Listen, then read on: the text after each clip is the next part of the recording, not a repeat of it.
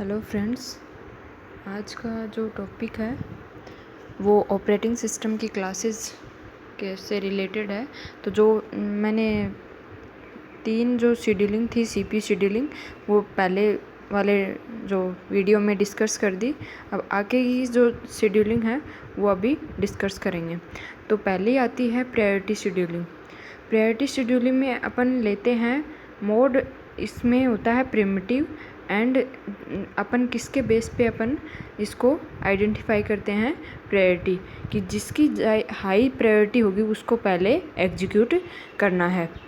तो अब देखते हैं इसमें अपन ये प्रोसेस हैं जो पहले से गिवन है और अराइवल टाइम और ब्रस्ट टाइम गिवन है, और अपने को निकालना है completion time, turn around time और वेटिंग टाइम और रेस्पॉन्स टाइम अपने को निकालना होता है।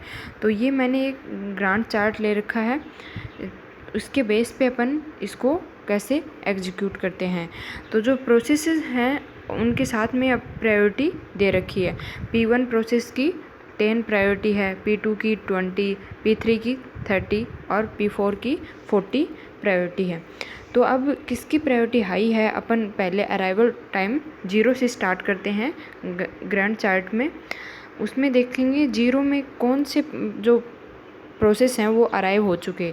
तो 0 पे P1 अराइव हो चुका। अब P1 अब अपन चलाएंगे 1 टाइम तक। 1 टाइम इसलिए ले रहे हैं कि इससे पहले कोई भी प्रोसेस हाई प्रायोरिटी वाला ना चला जाए। तो 0 पे आया कौन सा P1 प्रोसेस अराइव हुआ और वो 1 टाइम तक चलाया अपन ने, तो ये P1 हो गया। उसके बाद देखेंगे कि 1 टाइम तक अराइव कौन कौन से प्रोसेस हो गए। तो 1 टाइम तक P1 और P0 अराइव हो P2 सॉरी अराइव हो गए। तो P2 की जो है वो 4 है और P1 की कितनी बच गई, 1 एग्जीक्यूट हो गया तो 4 बच गई। तो अब देखेंगे कि इनमें से किसकी प्रायोरिटी हाई है। जो 10 और 20 दे रखा है, इसकी कौन सी की प्रायोरिटी हाई है, किसको एग्जीक्यूट पहले करेंगे। तो P2 को एग्जीक्यूट पहले करेंगे क्योंकि P2 की है 20। तो P2 को लिया, 1 टाइम तक चलाया, कितना बचा यहाँ पे, ब्रश टाइम 3 हो गया। अब लेते हैं अपन 2 टाइम तक कौन कौन से प्रोसेस अराइव हो चुके। तो 2 टाइम तक कौन कौन से प्रोसेस अराइव हो गए, P1 हो गया, P2 और P3 तक 2 टाइम तक अराइव हो चुके प्रोसेस। अब देखेंगे तीनों में से किसकी प्रायोरिटी हाई है। तो P3 की प्रायोरिटी हाई है तो P3 को ले लिया, 1 टाइम तक चलाया इसको। अब ये हो गया 3 टाइम। अब 3 टाइम तक किसकी प्रायोरिटी हाई है, कौन सा प्रोसेस अराइव हो चुका, अभी कोई प्रोसेस अराइव नहीं हुआ। तो अब देखेंगे कि किसकी प्रायोरिटी हाई है। तो P3 की हाई है क्योंकि 30 है P3 की, तो दोबारा से P3 चलाया, 1 टाइम तक चला। अब P3 2 टाइम चल गया, 1 टाइम इधर चला, 1 टाइम इधर चला। अब इसका ब्रश टाइम है 2, तो ये पूरा एग्जीक्यूट हो गया, ये टर्मिनेट हो जाएगा। अब बचे P2 और P1। अब P2 की प्रायोरिटी हाई है तो किसको लेंगे अपन। अब 4 टाइम तक कौन कौन से प्रोसेस अराइव हो चुके, P4 भी अराइव हो गया, इसमें अराइवल टाइम इसका 4 है तो P4 हो गया। तो प्रायोरिटी किसकी हाई है, P4 की, तो P4 को पहले अपन लेंगे। 1 टाइम तक चला ये P4, इसका अराइवल टाइम 1 है तो ये एग्जीक्यूट हो गए, टर्मिनेट हो गया। P3 और P4 एग्जीक्यूट हुआ हो गए और टर्मिनेट हो गए, इनका जो ब्रश टाइम था वो कंप्लीट हो गया। अब देखेंगे P1 और P2, इनमें प्रायोरिटी हाई किसकी है, P2 की। तो P2 को लिया, 1 टाइम तक चलाया, फिर कितना बचा, P2 कितने टाइम तक चल लिया है, 2 टाइम तक, और 4 दे रखा है तो 2 और बाकी है तो 2 टाइम तक और चलेगा ये। तो 8 टाइम तक क्योंकि P2 की हाई रहेगी प्रायोरिटी तो P2 चलेगा, उसके बाद P2 एग्जीक्यूट हो गए, टर्मिनेट हो जाएगा। तो बचा कौन सा process, P1 process, only P1 process चला। तो P1 अब 8 टाइम से 12 टाइम तक, 4 टाइम जो बच गया था P1, पहले 1 यहाँ पे चला, अब 4 टाइम यहाँ पे चलेगा तो ये फिर एग्जीक्यूट हो जाएगा। अब देखेंगे इसमें कंप्लीशन टाइम कैसे निकालते हैं। तो P1 कहाँ लास्ट में कहाँ एग्जीक्यूट हुआ पूरा कंप्लीट, 12 पे। P2 कहाँ पे एग्जीक्यूट हुआ देखते हैं, P2 8 पे हो गया तो 8 पे P3 कहाँ पे पूरा एग्जीक्यूट हुआ, 4 पे, और P4 हुआ 5 पे। ये कंप्लीशन टाइम होता है। टर्न अराउंड टाइम होता है completion time minus arrival time. तो 12 माइनस 0 12, 8 माइनस 1 7, 2 और 1। वेटिंग टाइम हो गया इसका turn around time minus brush time. तो इसका 12 माइनस 5, तो 7 3 0 0। अब आता है इसमें ये ग्रांड चार्ट के द्वारा अपन completion time and turnaround time और वेटिंग टाइम निकालते हैं। एवरेज वेटिंग टाइम कैसे निकालेंगे कि जो पूरा है उसको पूरे को ऐड करेंगे और कितने प्रोसेस अपन लिए 4, उससे डिवाइड कर देंगे तो अराइवल टाइम निकल जाएगा, एवरेज टर्न अराउंड टाइम। और टर्न अराउंड टाइम भी ऐसे ही करेंगे, इसको पूरा ऐड करेंगे और कितने प्रोसेस हैं उससे डिवाइड करेंगे। अब नेक्स्ट आता है कौन सा CPU, multi level queue scheduling. Multi level queue scheduling क्या है, इसमें कोई क्वेश्चन नहीं आते ज़्यादा, तो ये मैंने बेसिक बताया है कि इसमें हाई प्रायोरिटी लेते हैं, मीडियम प्रायोरिटी और लो प्रायोरिटी, 3 टाइप्स की प्रायोरिटी लेते हैं। उसमें क्या है कि ये जो हाई प्रायोरिटी की जो होती हैं वो सिस्टम बेस्ड प्रोसेस होती हैं, और मीडियम प्रायोरिटी वाले इंटरएक्टिव प्रोसेस होते हैं, और लो प्रायोरिटी वाले बैच प्रोसेस होते हैं। अब इसमें अपन कौन सी भी शेड्यूलिंग का यूज करके CPU को एग्जीक्यूट कराते हैं। तो जैसे हाई प्रायोरिटी वाला आया तो उसको एग्जीक्यूट कराया, देन उसके बाद इंटरएक्टिव प्रोसेस आ गया उसको एग्जीक्यूट, बैच प्रोसेस आ गया उसको एग्जीक्यूट करवा दिया। वो किसके बेस पे करवाएंगे कि यहाँ पे कौन सी शेड्यूलिंग अपन ने यूज़ की है। यहाँ पे ज़रूरी नहीं है CSJF लिया, यहाँ पे कौन सी भी CPU शेड्यूलिंग का यूज कर सकते हैं। तो ये बेसिक सा है मल्टी लेवल क्यू शेड्यूलिंग। अब आता है SRTF जो शेड्यूलिंग है उसको, शॉर्ट रिमेनिंग टाइम फर्स्ट। तो इसमें अपन क्या लेते हैं, ये किस टाइप की शेड्यूलिंग है, ये है प्रिमिटिव टाइप की। मीन्स इसमें टाइम डिवाइड है, उसके बेस पे प्रोसेस एग्जीक्यूट होंगे। अब ये ब्रश टाइम को लेती है, ब्रश टाइम के द्वारा इसको एग्जीक्यूट करते हैं अपन। तो इसमें ग्रांड चार्ट लेंगे, प्रोसेस और अराइवल टाइम और ब्रश टाइम अपने को गिवन है। अब देखेंगे प्रोसेस 1 0 पे कौन सा अराइव हो गया, प्रोसेस 1 P1 आ गया। अब 1 टाइम चलाया, फिर 1 पे कौन से अराइव हो गए, P1 और P2 आ गया, 1 टाइम तक चला। अब इसमें देखेंगे कि अराइवल टाइम किसका ज़्यादा है, ठीक है। तो इसमें अराइवल टाइम 2 बचा, इसका P2 का तो कम है, शॉर्ट मतलब कम, तो P2 को वापस से चलाएंगे। P2 को पूरा एग्जीक्यूट P2 को चलाया 3 टाइम, फिर 4 टाइम चलाया।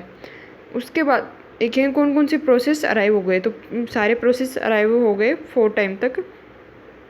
अब देखेंगे कि कौन सा कम है, तो P4 का अराइवल ब्रश टाइम 1 है, तो P4 को एग्जीक्यूट कराएंगे। 1 टाइम चला, पूरा टर्मिनेट हो गया। उसके बाद देखेंगे किसका अराइवल टाइम कम है, तो P3 का और P1 का अराइवल टाइम दोनों का सेम है, 4 बचा है। P1 पहले 1 चल लिया तो 4 बचा, और P3 का 4 है। तो उसके बाद देखेंगे ब्रश टाइम सेम होता है तो अराइवल टाइम देखते हैं। अराइवल टाइम किसका कम है, P1 का, तो P1 एग्जीक्यूट हुआ। उसके बाद कितने टाइम तक चलेगा P1, 9 टाइम तक। उसके बाद कौन सा जो बचा, P3, तो P3 चलेगा।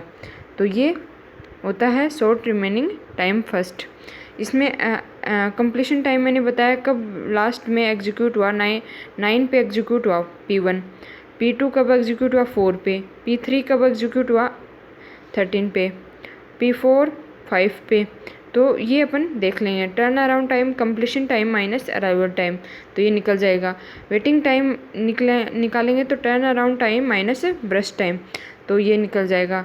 और जो है ये remaining time, response time sorry, तो वो है कि CPU सबसे पहले कब आया, P1 के पास 0 पे, 0 माइनस अराइवल टाइम, P2 के पास 1 पे आया, 1 माइनस 1, P3 के पास कब आया सबसे पहले, P3 के पास आया लास्ट में 9 पे आया, 9 माइनस 2 तो 7, और P4 के पास कब आया सबसे पहले CPU 4 टाइम पे, तो 4 माइनस 4 0।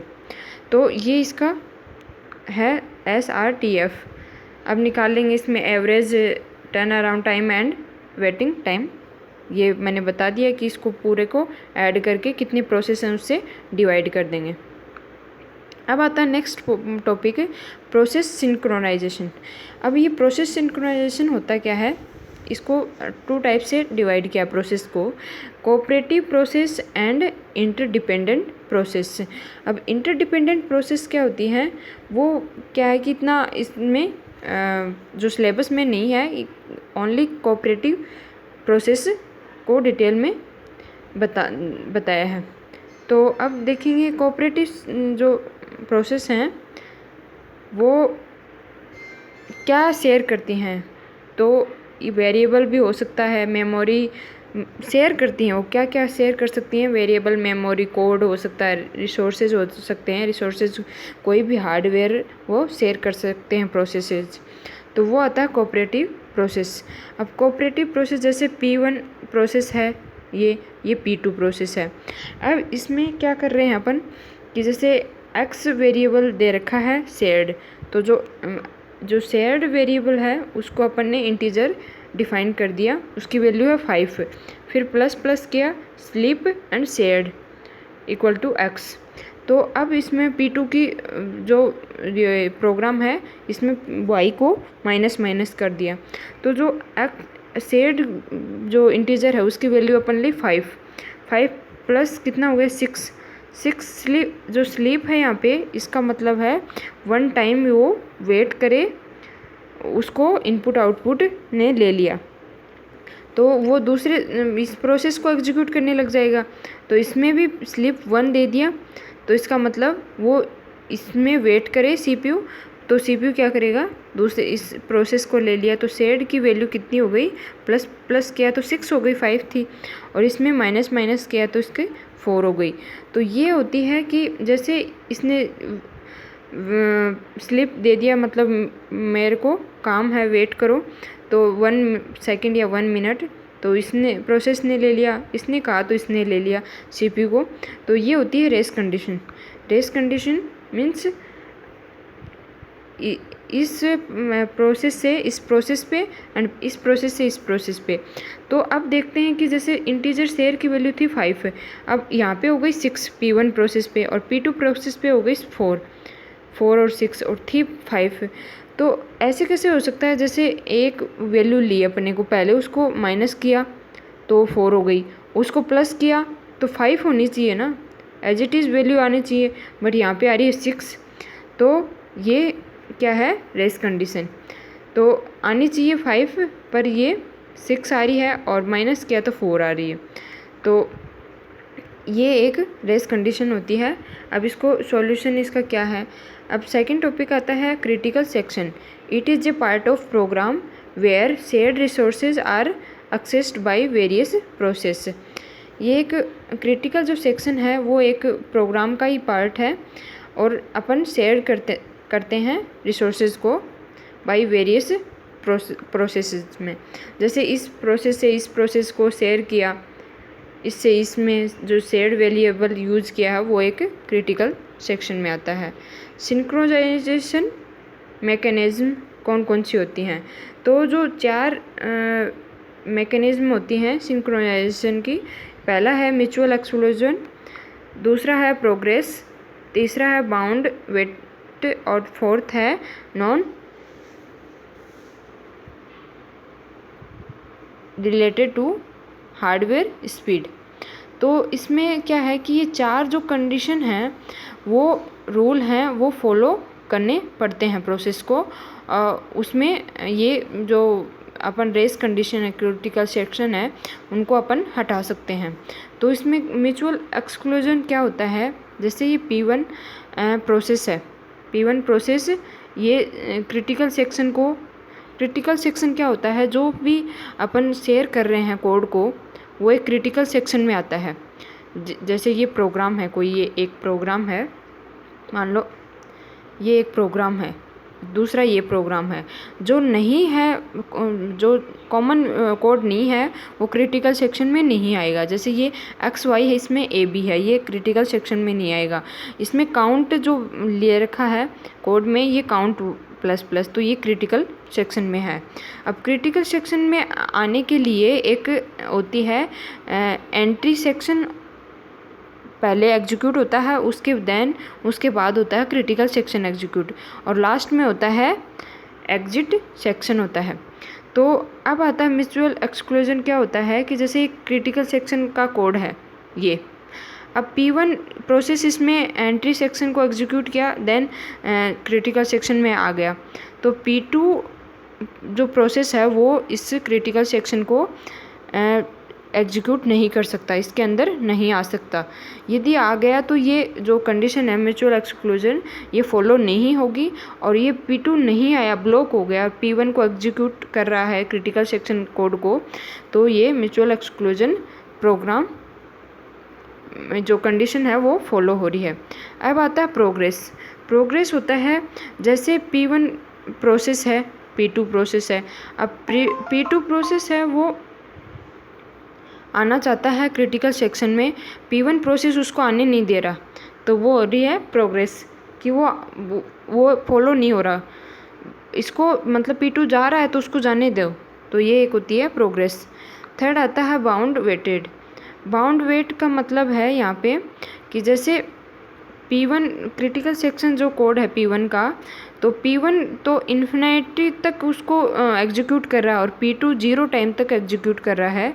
तो ऐसा नहीं होना चाहिए कि P1 भी क्रिटिकल सेक्शन को एग्जीक्यूट कर रहा है तो उसके बाद P2 को करना चाहिए, P3 को।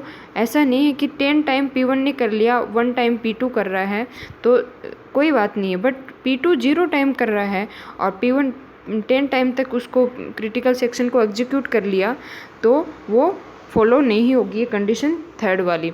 अब फोर्थ आती है no exception related to hardware speed. जैसे अपना विंडो है 32 बिट का, कोई भी प्रोसेस आया उस 32 पर वो मतलब एग्जीक्यूट नहीं हो सकता, वो बोल रहा है कि मैं तो 64 जो बिट विंडो है उस पर एग्जीक्यूट हो सकता हूँ, तो वो फॉलो नहीं होगा। कोई बोले कि प्रोसेस में लाइनक्स में यूज़ होता हूँ, रन कर सकते हो, विंडो में नहीं, तो ये ऐसा नहीं होना चाहिए। वो ये जो चार जो कंडीशन है, ये सिंक्रोनाइजेशन को सॉल्व करने के लिए अपन काम में लेते हैं।